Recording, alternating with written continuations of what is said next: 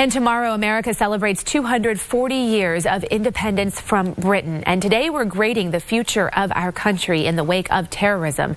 This past week, terrorists struck an airport in Istanbul, Turkey, and a restaurant in Bangladesh. 2 weeks prior, we saw terror on our home soil after an ISIS extremist shot and killed 49 people at a gay nightclub in Orlando. That attack is now the deadliest mass shooting in U.S. modern history. A Fox News poll shows Americans aren't feeling real warm and fuzzy about our country's ability to protect us. 84% of registered voters asked said they were nervous about our nation's ability to prevent terrorist attacks. Only 11% said they feel confident. And another Fox News poll shows Americans still believe the U.S. and its allies are winning the war on terror, but that number has dropped from what people thought back in May of 2010. 6 years ago.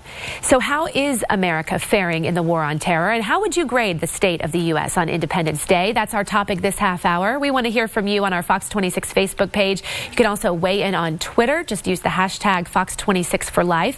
Joining us live in the newsroom is our panel led by our senior legal analyst Chris Tritico, Democratic media consultant Mustafa Tamiz, and Republican strategist and public policy analyst Jackie Valley. What do you guys think? You know, it's such a difficult topic to hit because the attacks that have happened in the United States since 9/11 have been primarily those of people who were already here and were turned, if you will, in the United States while they were here, not people coming in from outside of the country. And so for the ability of the FBI and local law enforcement to identify these people and stop these attacks in the United States when they're building from within is a very, very difficult investigative process for us to get. It's much easier to identify these people from outside the country that are coming in and arrest them and stop those plots from coming in, which has happened numerous times since 9/11. It's a much different process.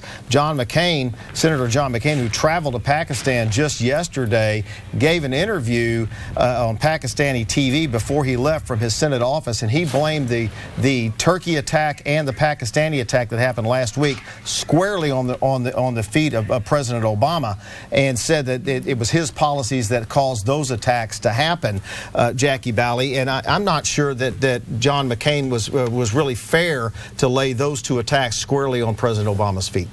We've been talking about this for quite some time because unfortunately we are seeing more and more acts, and the discussion has always been centered around the president's foreign policy. And often whenever a disaster or a crisis has occurred, we've said, let's wait and see how they address this. And the troubling thing is we have not really moved further or in a better place after each attack. You have two very different messages from his lieutenants, and I use them the term loosely. Right. We have the CIA director, Brennan, who says that what happened in Turkey could easily happen here, and we are far from conquering or defeating ISIS. And he also felt freely to use the words ISIS, jihad, Sharia law, words that the president does not use. Then you have the Secretary of State, John Kerry, who doesn't say ISIS, he says Daesh. He doesn't use the same terms that the CIA director uses, and says that the terror attack in Turkey was an example of them being afraid and us winning, which I disagree with. Anytime any lives are lost, and in the last case that we had in our states, anytime Americans' lives are lost, we are not winning the battle.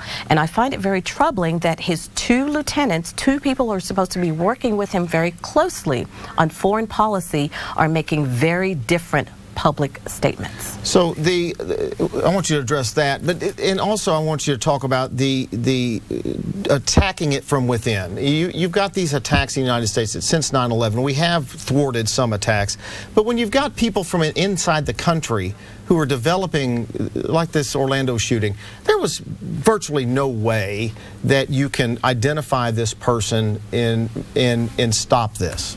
Yeah.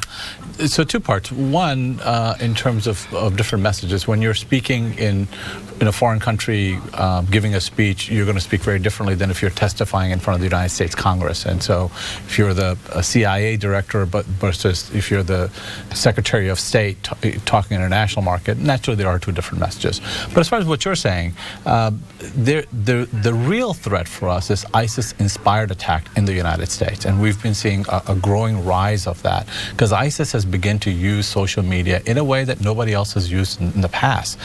They're using messages that show people that there's a clash of civilization between Islam and the West. And they're using video and they're using messages that are, in the words of American political leaders, saying that this war exists and you should join.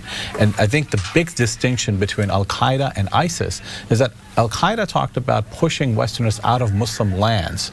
And what ISIS is saying is kill where you are, because ISIS wants this holy war and they want to get American troops and Western troops in Iraq and Syria to create this end of time type of narrative. And so we have to be very careful in not just what we do, but what we say, because this is an information battle, not just a battle of bullets. So do you agree with that? And if you do, what's the answer then? The CIA director, at least what the statements I saw, was at a press conference on Fox News. It was not under statements to any committee. So it was a very public statement, and it was on Fox News.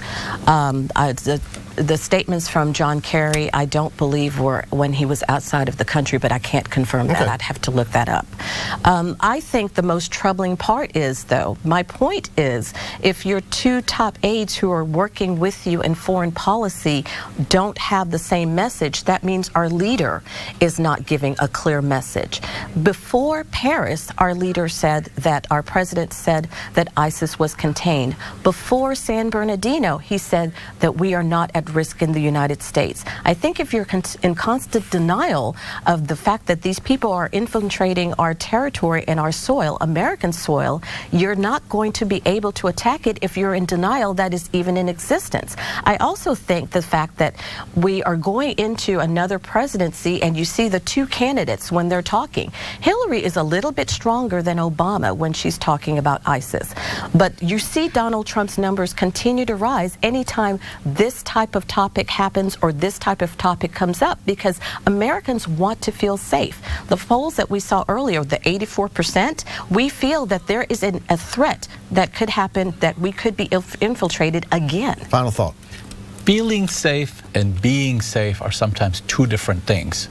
And I think Donald Trump and others have a history of strong rhetoric, but no concrete plans. So they may make us feel safe by being a tough guy, but they're actually making us less safe by what they're saying. All right, we're going to leave it right there.